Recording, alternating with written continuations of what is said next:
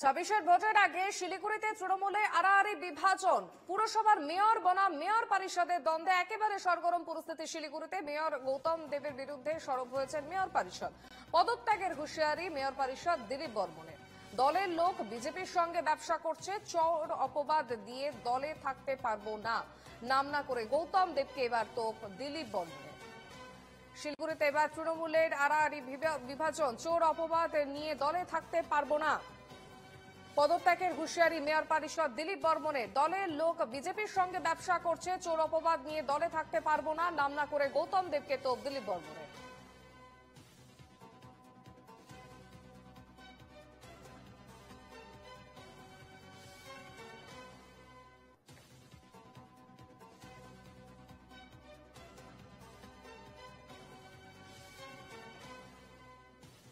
সামনে বিধানসভা নির্বাচন এবং তারই মধ্যে দিলীপ বর্মন এবং গৌতম দেবের দ্বন্দ্ব রাজনীতির মূল কেন্দ্রবিন্দু।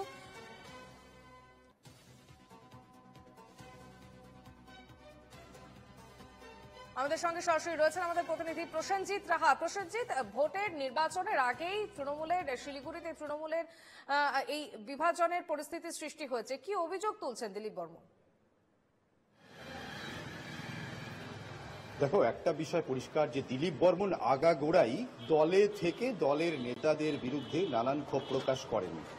এর আগেও দার্জিলিং আসনটি অর্থাৎ গত লোকসভা ভোটের সময়ও দার্জিলিং আসনটি দেখার দায়িত্ব ছিলেন অরূপ বিশ্বাসের।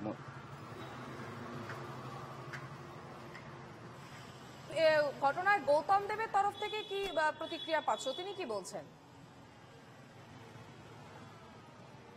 গৌতম দেবের পরিষ্কার বক্তব্য, তিনি দিলীপ বর্মনের বক্তব্যের পরিপ্রেক্ষিতে কোনো কথা বলবেন না।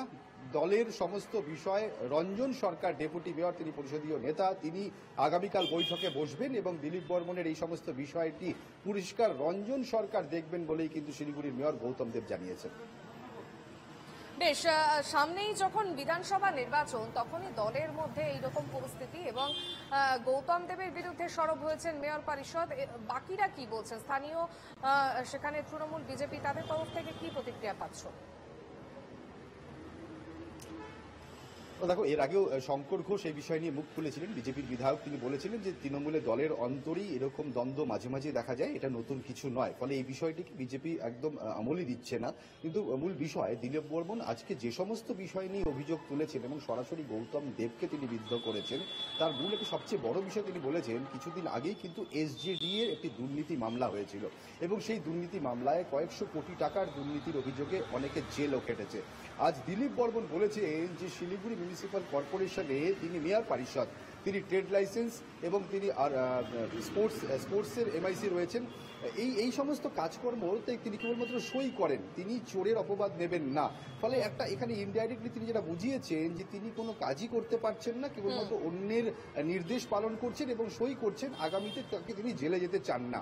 পাশাপাশি বিজেপি নেতাদের সাথে মিলে তৃণমূলের কিছু অংশ, কিছু নেতারা ব্যবসা করছে, এরকম অভিযোগ করেছেন দিলীপ বর্মন। এবং পরিষ্কার বারবার তার মুখে একটাই কথা ছিল আজকে, যে তিনি চোরের অপবাদ নিতে চান না, লোকে চোর বলবে এই কথাটা তিনি শুনতে চান না। এবং এই কারণেই আপাতত কাউন্সিলর পদে তিনি থাকছেন 46 নম্বর ওয়ার্ডে। এই দ্বন্দ্বটা সূত্রপাত এবং যেখানে চোর অপবাদ দেওয়া হচ্ছে দিলীপ বর্মনকে, কেন, কিসের জন্য এই অপবাদ দেওয়া হচ্ছে? দেখো, এই ঘটনার সূত্রপাত 1 মাস আগে। শিলিগুড়ি রেগুলেটেড মার্কেটের শ্রমিক সংগঠনের দখল নিয়ে একটা অশান্তি হয়েছিল এবং যেহেতু শ্রমিক সংগঠন তৃণমূলের আইএনটিটিইউসি, সেখানে ঢুকে পড়েন দিলীপ বর্মন। দিলীপ বর্মনের বক্তব্য, 46 নম্বর ওয়ার্ড অর্থাৎ তার যে ওয়ার্ড, সেই ওয়ার্ডের মধ্যেই রয়েছে রেগুলেটেড মার্কেট। ফলে সেখানকার শ্রমিকদের স্বার্থে তিনি গেছেন। সেখানে ট্রেড ইউনিয়নের কারণ সমস্যায় তিনি ঢুকে যান এবং তুমি জানো যে আমরা সেটা খবরও করেছিলাম যে দিলীপ বর্মন ট্রেড ইউনিয়নের নেতাদের বিরুদ্ধে মুখ খুলেছিলেন এবং আইএনটিটিইউসির যে জেলা সভাপতি নির্জল দে, তার বিরুদ্ধে মুখ খুলেছিলেন এবং নিউ জলপাইগুড়ি এলাকা ট্রেড ইউনিয়নের নেতাদের বিরুদ্ধেও মুখ খুলেছিলেন এবং সংঘাতের শুরু এখানেই। দিলীপ বর্মন কি অভিযোগ করছেন শোনাবো একবার। যে খারাপ কাজ করবে তার উপরে রাখ, ভালো কাজ করবে সবাইকে আমি নমস্কার করবো। খালি গৌতম দেব কেন, দলের যে কেউ কোনো কথা উল্টাপাল্টা কাজ করলে আমি বলবোই, কারণ তাদের জন্য আমাদেরকে চোর সাজতে হচ্ছে। আমি চুরি করবো না, আমি কেন চোর সাজতে যাবো? চুরি তারা করবে আর আমি আমি তার কথা শুনবো? তো যারা চুরি করবে তাদেরকে আমি বলবোই চোর। খাটাল উঠাবো না, কার বিল্ডিং গন্ডগোল আছে সেটার নোটিশ আমরা খবর পাঠাবো, সেটা দেখবে না। তাদের মাস্তাতো পিস্তাতো ভাইদের কথা শুনবে। এইভাবে আমি চলতে পারি না। ডিপার্টমেন্টের থেকেও আমি ডিপার্টমেন্টের কাজ আমাকে দিয়ে করানো হয় না, খালি আমাকে সই করানো হয়। তার জন্য আমি এটা নিয়েও চিন্তায় যে 30 তারিখ আমি যা করার 30 তারিখে করবো। আমরা আবারও যাবো প্রসেনজিতের কাছে। প্রসেনজিৎ, দিলীপ বর্মন যেটা বললেন যে উনি চুরি করবেন কিন্তু চোর অপবাদ আমাকে নিতে হবে, ঠিক কি কারণে তিনি এই মন্তব্য করলেন? দিলীপ বর্মনের যেটা বক্তব্য, যেটা আমি বলছিলাম, যে ওনার যেটা বক্তব্য, আমি মেয়র পরিষদ, আমি 3টি দায়িত্বে রয়েছি, কেবলমাত্র আমি সই করছি, কোনো পরিকল্পনা, কোনো কাজ, কোনো কিছুতেই তার নাকি কোনো অধিকার নেই। পুরোটাই দেখছেন শিলিগুড়ির মেয়র গৌতম দেব, এবং মেয়রের নির্দেশ তাকে পালন করতে হচ্ছে, তিনি সই করে দিচ্ছেন। তার ভয় একটাই যে তিনি যে সই সাবুতগুলো করছেন, লক্ষ লক্ষ কোটি কোটি টাকার যে কাজগুলো হয় শিলিগুড়ি পৌর নিগমের, সেক্ষেত্রে আগামীতে কোনো তদন্তে তার জেল হবে না তো, এই আতঙ্কই কার্যত দিলীপ বর্মনকে গ্রাস করছে। এবং এসজেডিএ প্রসঙ্গও তিনি আজকে টেনেছেন, কারণ এসজেডিএ যে দুর্নীতি মামলা, সেই মামলায় কিন্তু তৃণমূলের বিধায়ক এবং বেশ কয়েকজন সরকারি আধিকারিকও গ্রেপ্তারের মুখে পড়তে গিয়েছিল এবং গ্রেপ্তারও হয়েছিল সরকারি আধিকারিকেরা।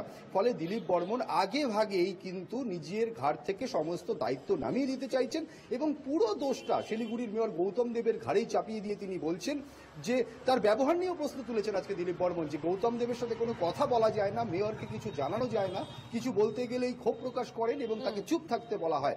তার বক্তব্য, তিনি যখন কিছু বলতেই পারবেন না, তিনি যখন কোনো কাজও করতে পারবেন না।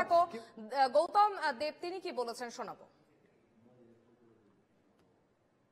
কালকে পরিষদ দলের মিটিং আছে, রানা পরিষদ দলের নেতা, ডেপুটি মেয়র মিটিং আমাদের হয় প্রত্যেক মাসে, রুটিন মিটিং। সেই মিটিং হচ্ছে, মিটিংয়ে যে আলোচনা হবে তাই হবে। যদি এগুলো নিয়েও আমি কোনো কমেন্টস করব না। কিন্তু আমাকে বলেছি কি বলেনি, আমি আহ্বান করব যদি কোনো কাগজ থাকে সেটা যথাস্থানে পাঠিয়ে দেওয়া উচিত। প্রসেনজিতের কাছে। প্রসেনজিৎ, তিনি গোটা বিষয়টাই বলা যায় যে এড়িয়ে গেছেন, কোনো মন্তব্যই করতে চাননি তিনি এই বিষয়ে।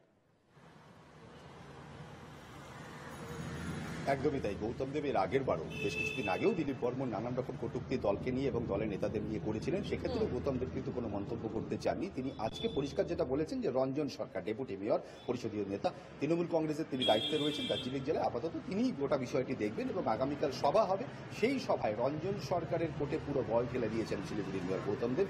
এবং তুমি দেখেছো যে প্রতিটি প্রশ্নই কিন্তু তিনি এড়িয়ে গেছেন এবং তিতি বিরক্ত গৌতম দেবের বডি ল্যাঙ্গুয়েজ, এটা কিন্তু পরিষ্কার। বেশ, নজর রাখো আপাতত। ধন্যবাদ।